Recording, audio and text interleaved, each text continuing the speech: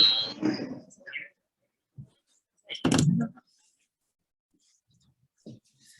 right, welcome everyone. Thank you for coming to our 2021 NWSL Championship Match Day Press Conference Day. Just a few housekeeping things. We are streaming this live to our Twitch channel, and we also have a few folks here on Zoom. So we'll take questions from the room. Please raise your hand. Maddie will walk around and hand you the mic so that everyone can hear your questions.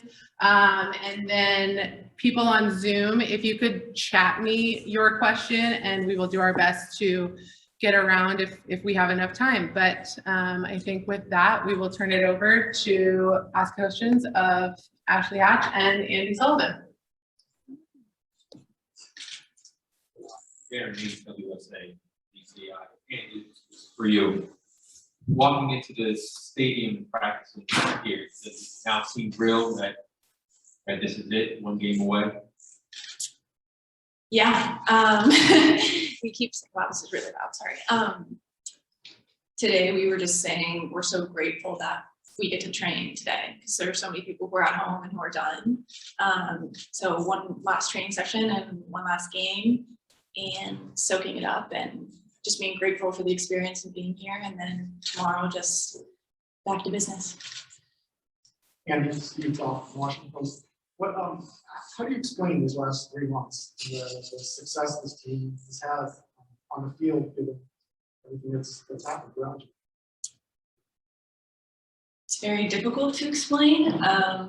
There's a lot to it, but it's been really great to be a part of, and very inspiring to be around a lot of our teammates and staff. So many people who have been dealing with things that are way less than ideal and still being able to show up and perform. So it's been a lot of different emotions, but we've been like kind of leaning into them and enjoying it and just soaking up the chaos and seeing what we can do with it. And yeah, I don't think you could create something else like it. Yeah. Dan letter from Equalizer. Andi, one for you. You had said a while back that the national team environment was a welcome break from home with the Spirit. Is it safe to assume that's no longer the case? And if so, when did you realize that, or was there something that kind of triggered a change in that environment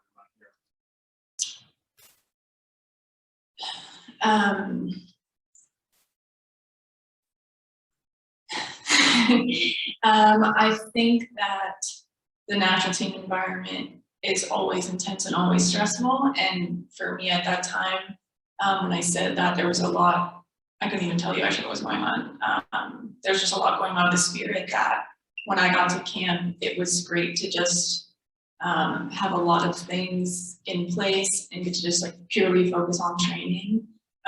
There's a lot we've been dealing with that distracts us from our preparation and performance of the Spirit. And I wouldn't say that that's like changed back, but I think we've just learned how to deal with it better. And I think the group has come together a lot more and we've been able to take the burden off of each other. But I mean, there's always going to be something about the national team in here that's stressful. Like that's just part of it. But yeah, we'll see. We'll see what happens. I don't really know. Next, we'll actually go to our Mastercard Junior Sideline reporter, Kayla.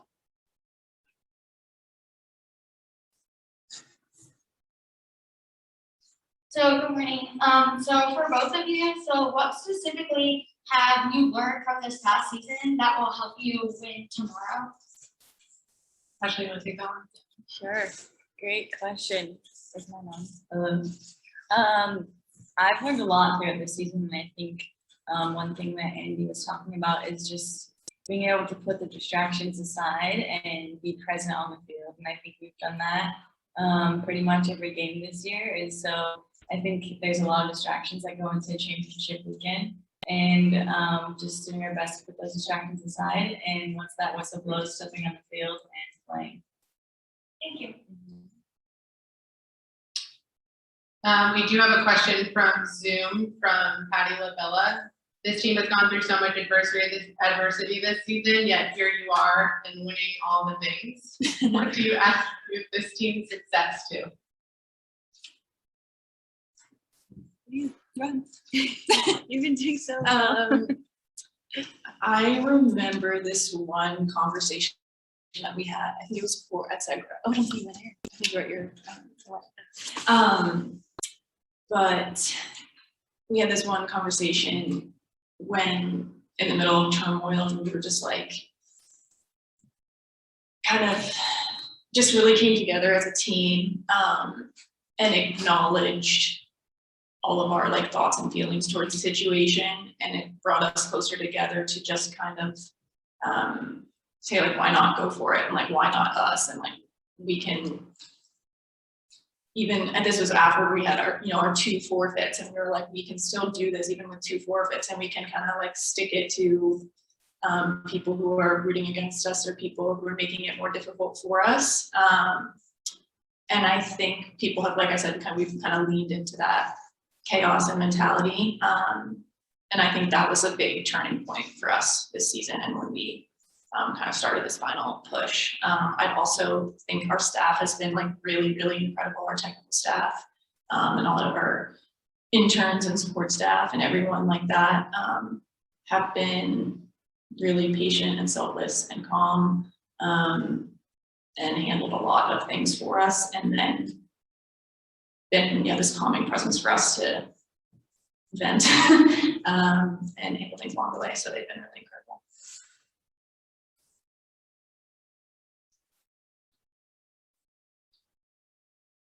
Grant Wiefeld with keeper notes. The conditions here are quite cold, and some might think that favors Chicago, especially their defense, trying to freeze the Spirit attack. Ashley, can you talk about what your attack is going to do in this cold weather? I mean, we've played in some pretty cold. Oh, it's not that cold. Yeah, once the sun comes out, it's not too bad. But I don't know. As you've seen, we have a pretty quick front line, so I think we'll warm up pretty quickly, especially with Andi's through ball. So I think just the same thing we've been doing all year, just trying to get the ball behind the back line and also trying to find gaps in front. I mean, Chicago does a really good job of keeping their lines tight. So just finding space where we can and kind of unlocking space behind them.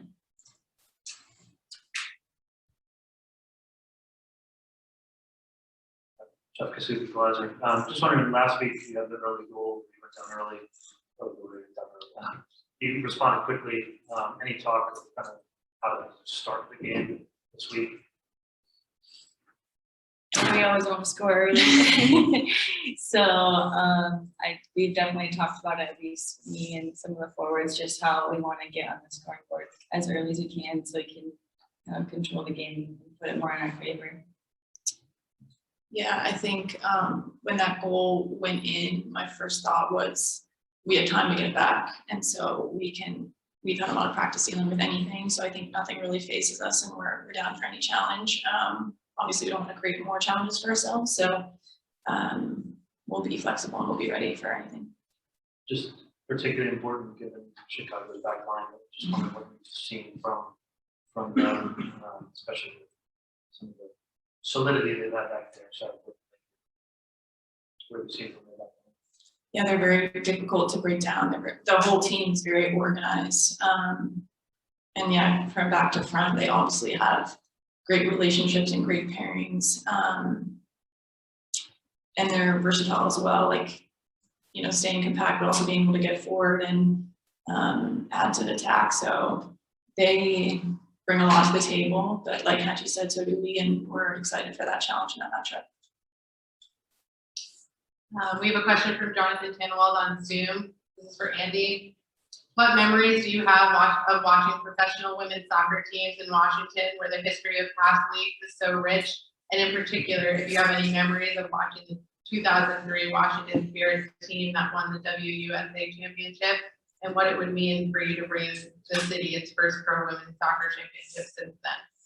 Yeah, so I grew up in the DMV, and I'm very lucky that I had like family and friends that knew of the teams and went to games. So I'm not very good at years, but I think I saw the Freedom back in the day play at RFK. And I had like one of those jerseys. I can picture what it looked like. It had like royal blue and kind of a stripe across the top. And like Abby Wambach was my favorite player when she played for the team. And then when that folded, I was obviously crushed, and then came back to the WPS, and I would drive up to Germantown and watch those games with my mom and my sister. And then obviously like throughout high school, going to the games, the Spirit games. So yeah, it's been a huge part of my development and my inspiration to be able to watch and be a fan.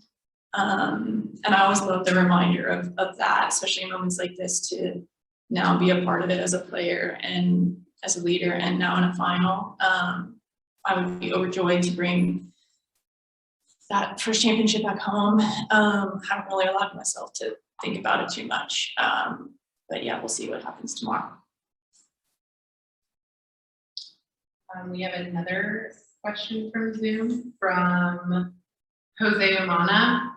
Goalkeeper Aubrey Bledsoe called the Spirit a team of destiny after the first playoff win. How is the team embracing that sentiment going into tomorrow?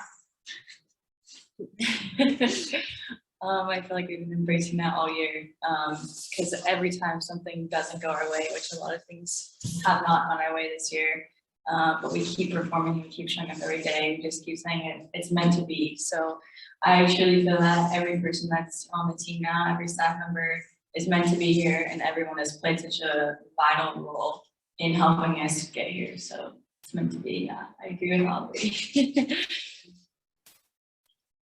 Another question from Stacy. Don't have a last name, but was there something that was said in the locker room in Seattle to get ready for the second half?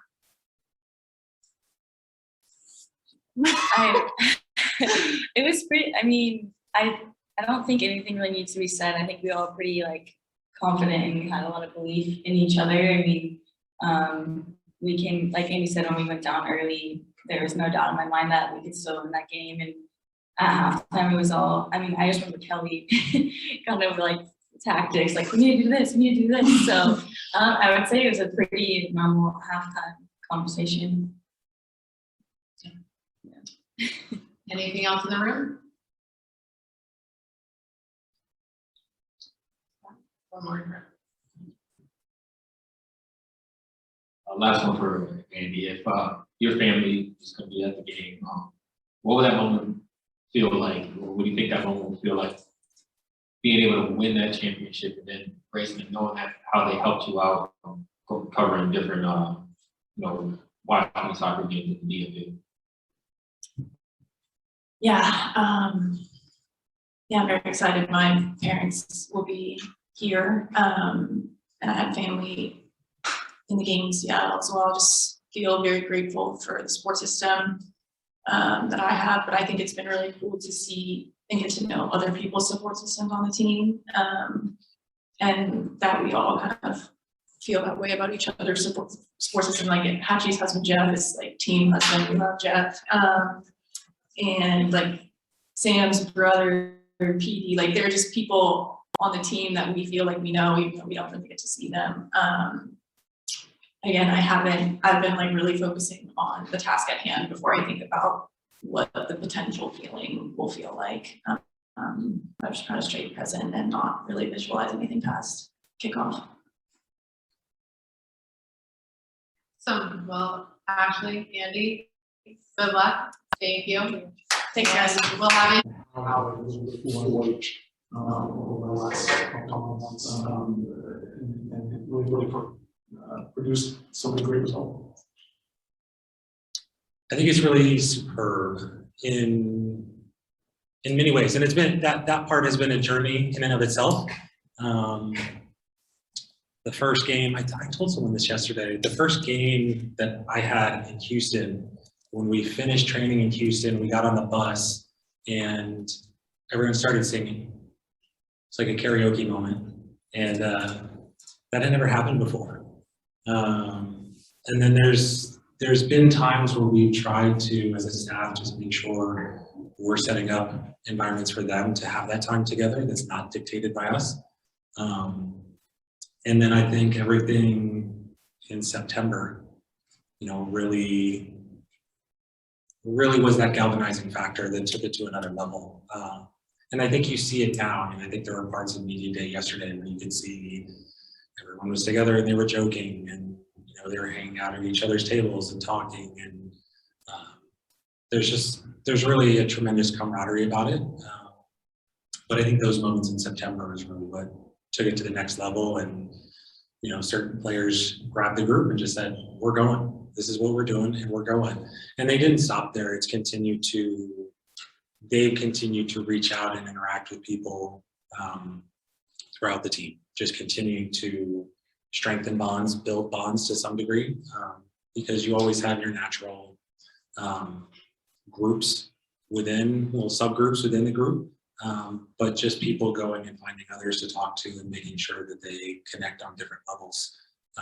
So I'm really happy. I mean, the last few months they've been through a lot, and I think that has bonded them, but it's been a lot of work from their part to do that, and they've been great. So I think it's really good. People remember they were singing.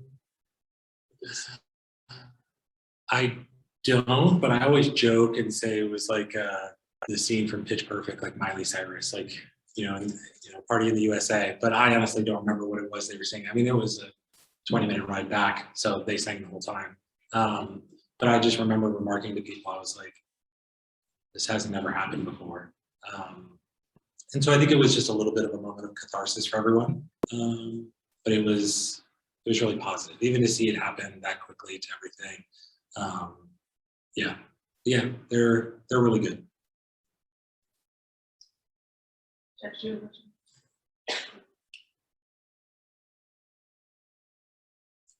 Chris, Jeff Kasufi Glazer.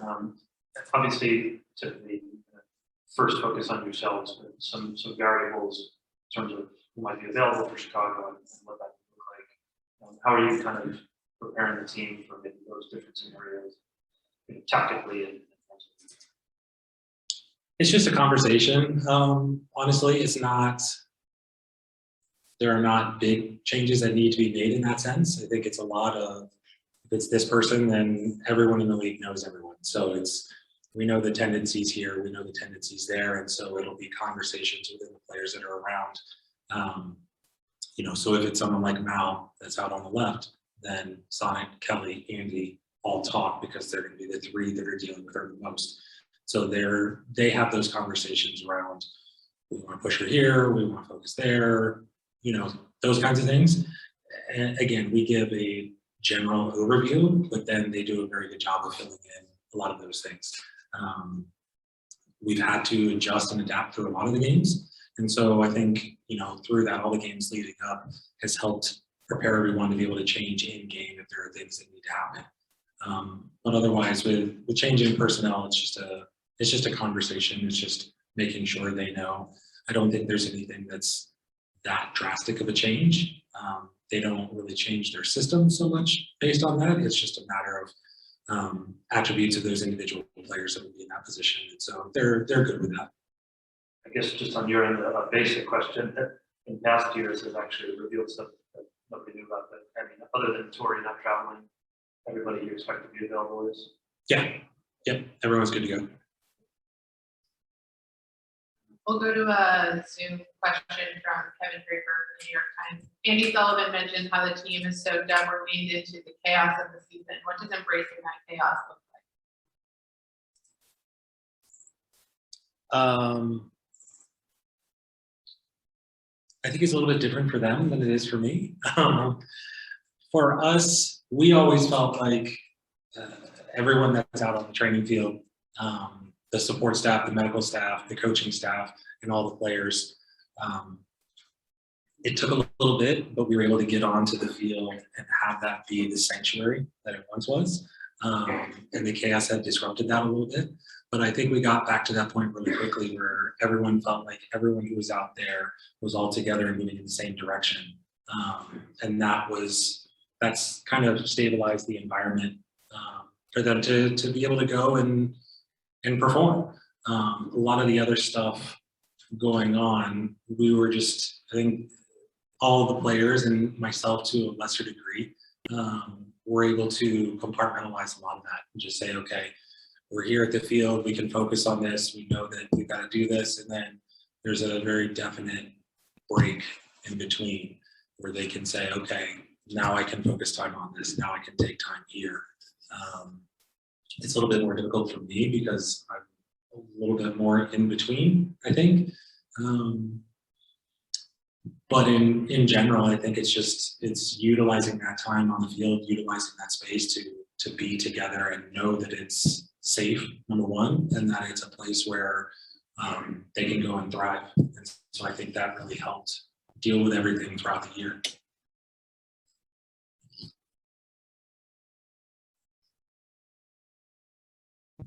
Graham Liebenfeld, keeper notes. Coach, it's great defense that got both of these teams to the final, which means always in the final, there's a potential that it could go to extra time.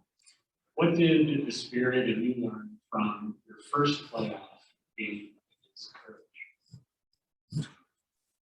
Courage? Youth helps.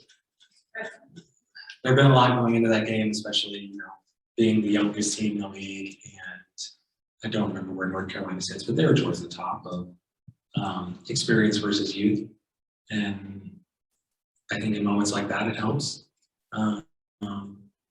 Aside from that, I think it was just them continuing on with that collective feeling and energy to get through. But yeah, I mean, other than that, maybe just knowing that they could. It's one thing to believe, and then another thing to go out and do it, and then say, "Oh, there's a different level of belief now." But I felt like throughout the game that we were in a good position, and so we just had to continue that on through extra time. There wasn't a lot that needed to change from us, and they went through and did a great job. Next, we're going to go to our Mastercard Junior Sideline reporter. Well, good morning. So what specifically sets your team apart from Chicago that will help you win tomorrow?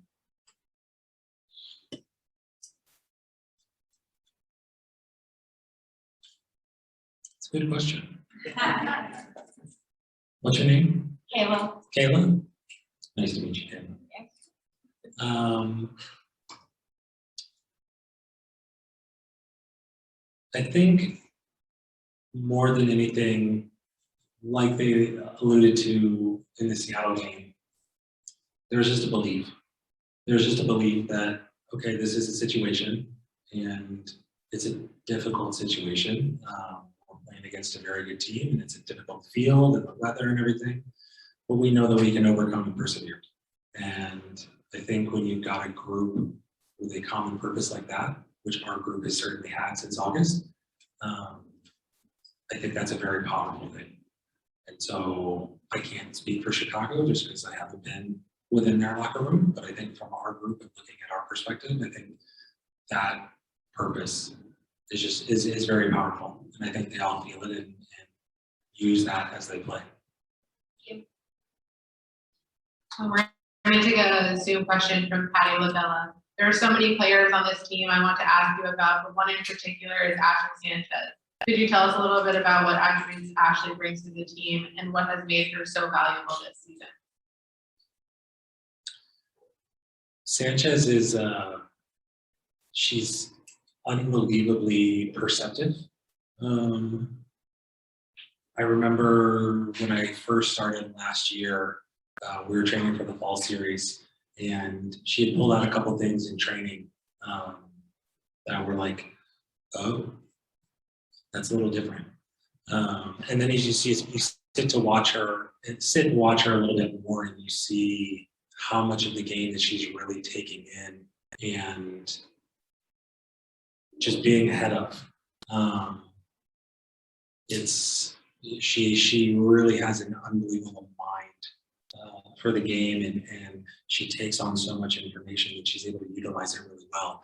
And so, you know, for her, it's been a lot of trying to find her in more dangerous situations, closer to the goal, in better thirds of the field to set up things. And it's a wild statistic that she has 0 assists, but if you look at, and I don't remember the statistical term right now, but I think she does an unbelievable job for us in the pass that leads to the assist. And so, you know, just continuing to utilize her more to help her find those spaces, and the team knows to try and get her the ball in those spaces because she's going to execute very well. And all of that just comes from how much she takes in as she's watching the game evolve around her. But she's great, and she's been massive for us. And I think, you know, the last game, she had an unbelievable workload, and she gets a lot of credit for the goal that she scored, which was an unbelievable goal. But the amount of work that she did off the ball, there's no way that we're successful if she doesn't work that hard. And so she really showed up big in that game, as well as scoring a pretty sublime goal. If there's no more in the room, we just have one that we can wrap up with on Zoom. All right, we will wrap up with this. Kris, you've been around the Washington soccer landscape for a long time, and you know about the history of professional women's soccer in the city. What would it mean to bring a championship back to the city for the first time in 18 years? Wow, 18 years. You know, I think the city's amazing. I lived in DC for 27 years, and then I moved to LA for 5.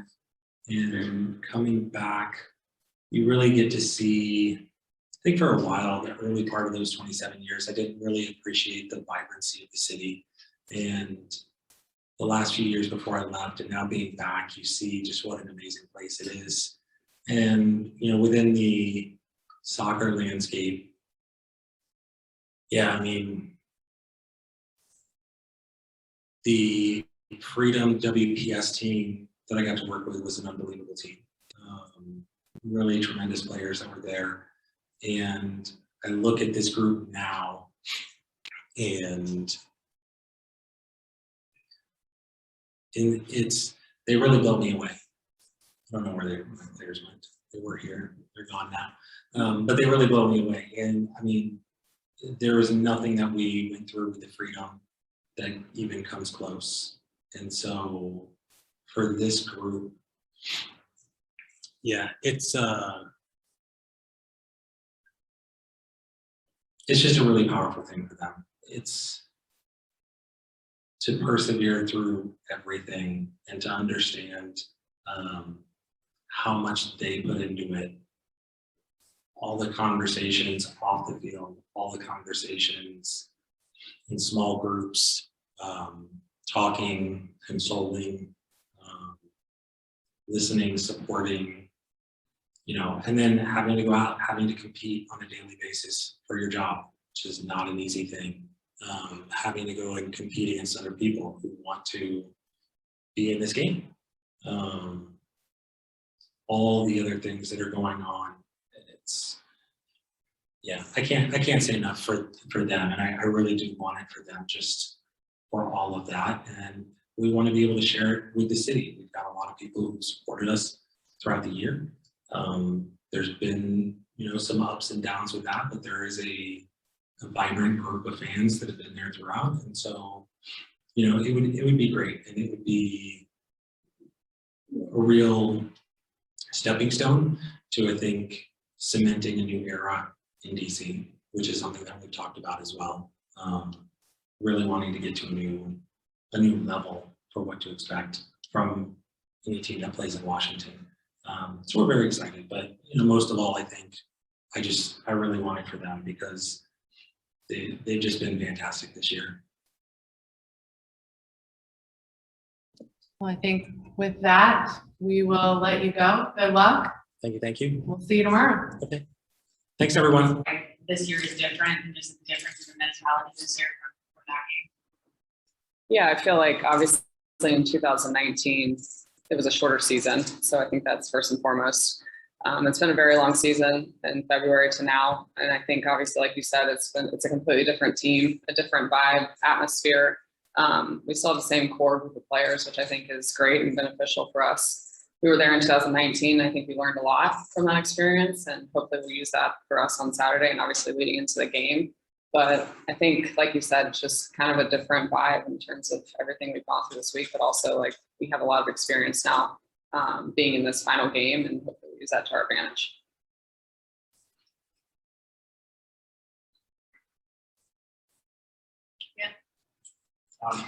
Dan, I'll utilize Vanessa just to maybe piggyback off that last question. You've been here for all the playoff run, in fact, that 2015.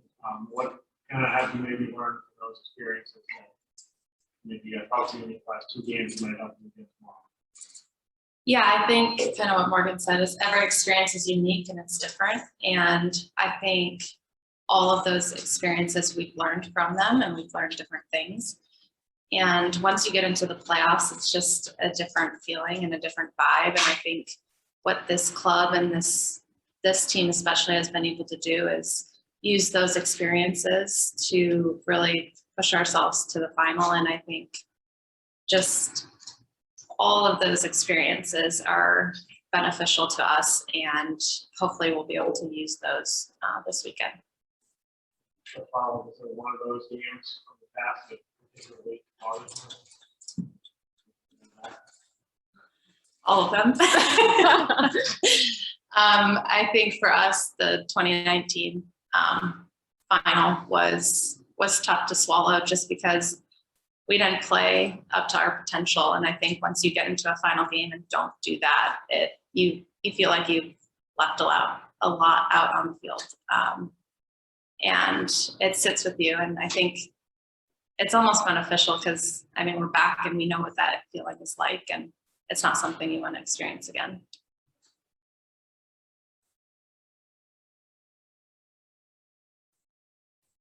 Randy, the keeper notes. Follow up on the 2019 final. One thing that is different is Tierney Davis would be on the field, and she was injured for that 2019 final. Can you talk about what she needs to do? Yeah, I think that was a big loss for us heading into the 2019 final, especially with losing her, right up until about 2 days before. So I think just our entire back line has been tremendous this year, especially as the year has gone on. We've improved defensively together as a team, and I think she and Sarah and everyone that's been in the back line has been the core and kind of backbone to the team and essential to us winning. And they obviously organized us from the back to the front.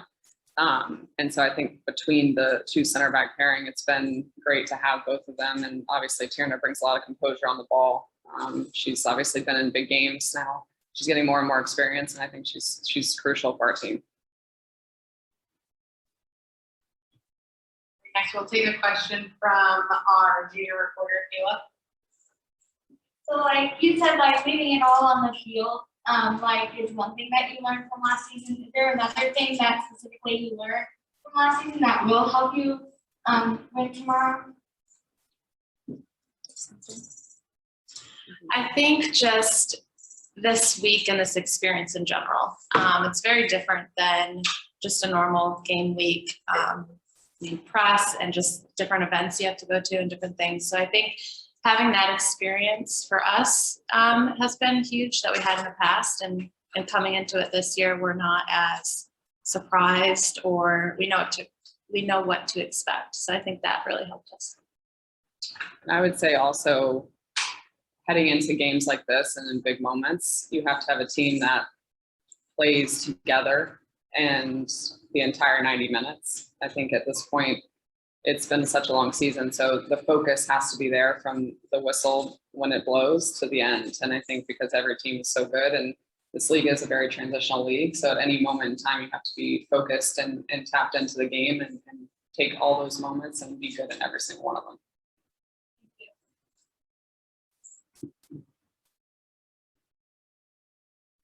Vanessa, Steve Goff from the Washington Post. What, from afar, what has been your observations of teams' observations of what Washington has gone through the last few months, and what have you learned about them as an opponent, them as people, and players? Yeah, they've been super resilient, and it's awesome to see and awesome to watch from a different point of view, and just seeing what they've gone through and how they stuck together and really kind of pushed through the end of the year. I'm sure it's tough to be in their environment, but they've really shown that they've stuck together, and I think it'll be a good game this weekend. Thanks.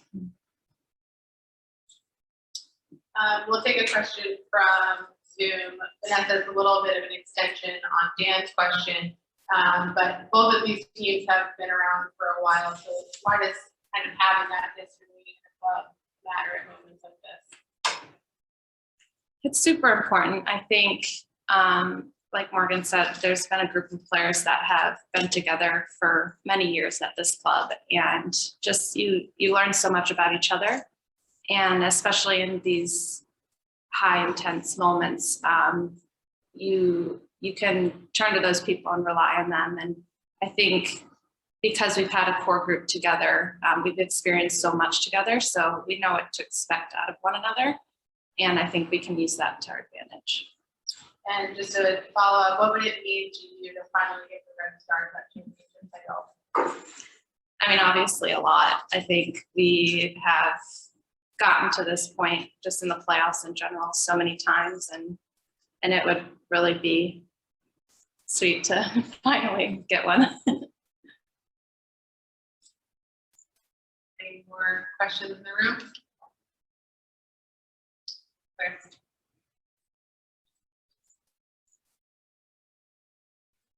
On this last one from me, question about the adversity that Washington has overcome this year and resilience. You guys have faced some of that yourselves or on the field in terms of the absences this year.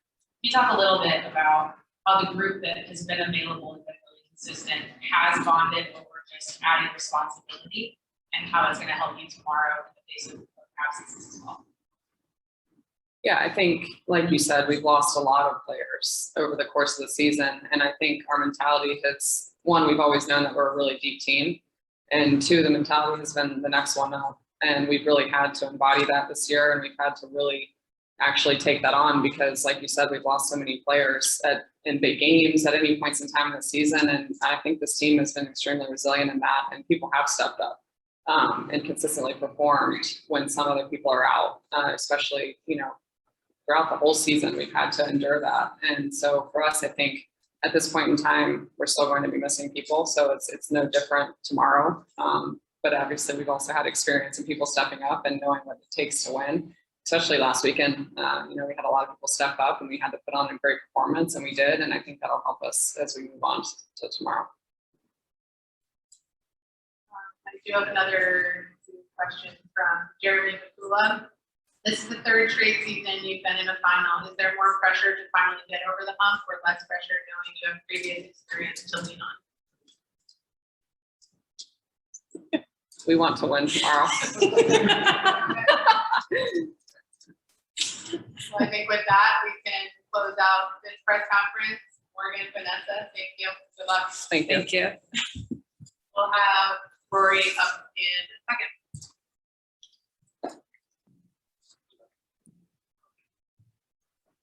We'll have to do some different things against them, but we won't get away from who we are. So I know that doesn't always make for a real exciting game, but our job is to win the game. That's what we're going to try to do. The keeper notes. This has been the longest year of an NWSL competition ever, with the Challenge Cup and the extended season. But Chicago has really come on and plays the best soccer down the stretch. What is it about your team that has prevailed in such a long year? It's a good question. I think if you go all the way back to Challenge Cup last year, I would say the last 18 to 19 months have seemed like 3 or 4 years probably for everybody that's been involved in it. But when you deal with real life issues, your team has real life conversations and they grow together and they get to know each other maybe a little bit on a little bit more real level than they would otherwise. So I think when we took the injuries that we took at the beginning of the year this year, we could have felt sorry for ourselves and gone that road, or figured out a way to be successful and have other people take bigger roles. And I think the credit goes to the group, because the players that we lost, you don't replace. You don't replace Alyssa, you don't replace Julie. You just don't replace those kinds of players. So it takes everybody giving a little bit more to help make up for what you lose. And I think that's where the team's really excelled. Even in the last week when we don't have Mal and Kay gets hurt early. Kay-Jo came in and gave her best performance of the year on both sides of the ball. I know the goal is what stands out, but her work rate off the ball defensively was incredible. So I think that's kind of how we've built the group since we've been here for the tournament. It's the next one up, and this is who we are, and this is what we do. And when you get called upon, be ready, and whatever task you're given, do your best to carry it out for the group. And I think the second half of the season, the team has really embraced it. It's a credit to them.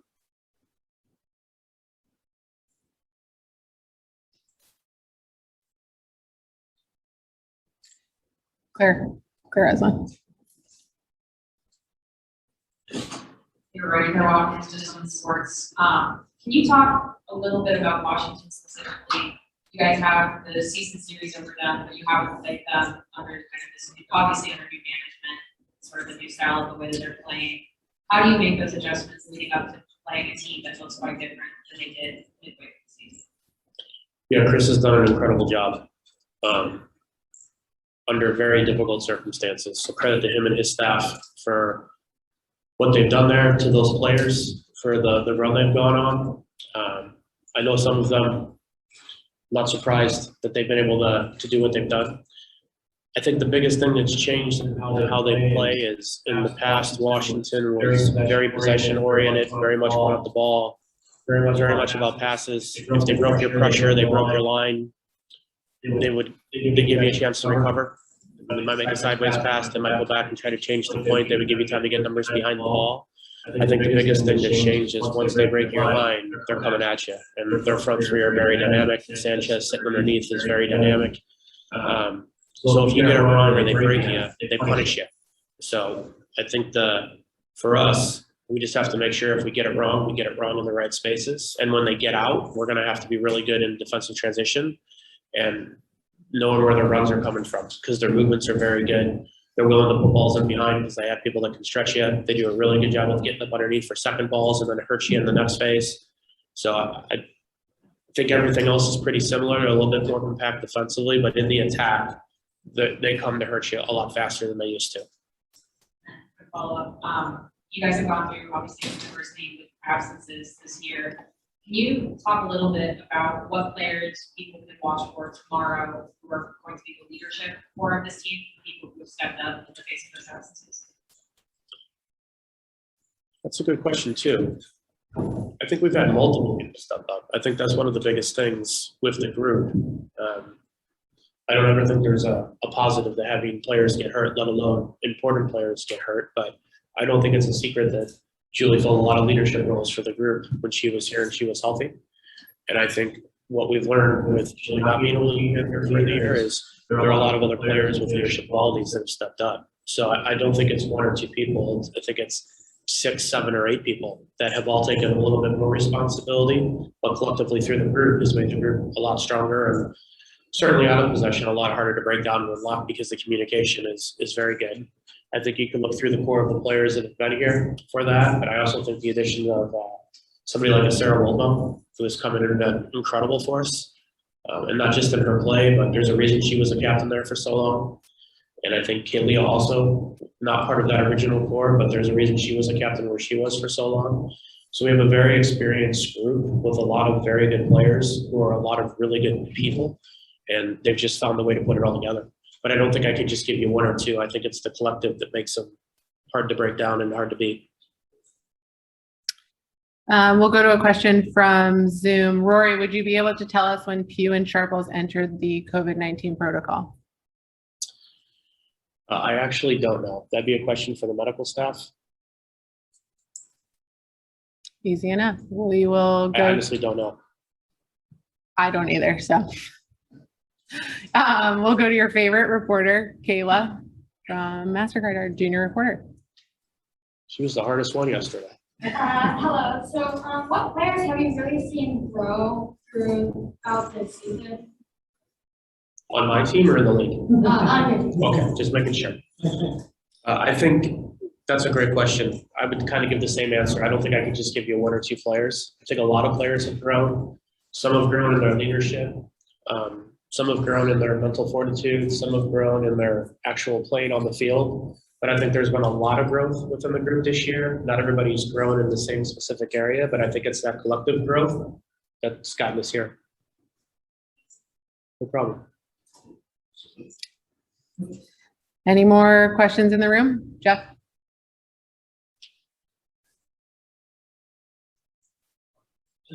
There's been a lot of volatility this year in so many ways, expansion, plumbing. Maybe all of those things kind of come together to highlight for a lot of teams. Like, this was a year to take advantage of who they have. Obviously, the two remaining Chicago and Washington. Just wondering, you guys have been here 6 straight years now. Is there that feeling of like this needs to be? Obviously, you want to win, but this needs to be the time to get the job done. Yeah, I mean, I think we felt like that in 2019. I think we felt like that at the end of the Challenge Cup. Yeah, I think whenever you have the opportunity to get to these kinds of games, you want to win. It's hard to get here, especially in this league. So I would say the 2019 game was hard for multiple reasons. And I think last year that was a big driving force to get back to that game. And then we obviously didn't really have that game. So I think there's a lot of people here that it's been a 2-year run to get back to this game because of 2019. What people choose to do after this game, I have no idea. But this has been what we've set out to do, is to try to get back to this game and get another chance. And we obviously don't have the same group, but we have the same core group. And anybody that was on our team for that game, I'm sure could tell you the disappointment they still feel from the game. So is it a win now or a win later?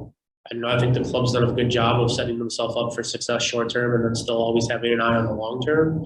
But I think with this group of players, it would certainly be nice to get it done with them. They've been great for the club. They've been great for the league.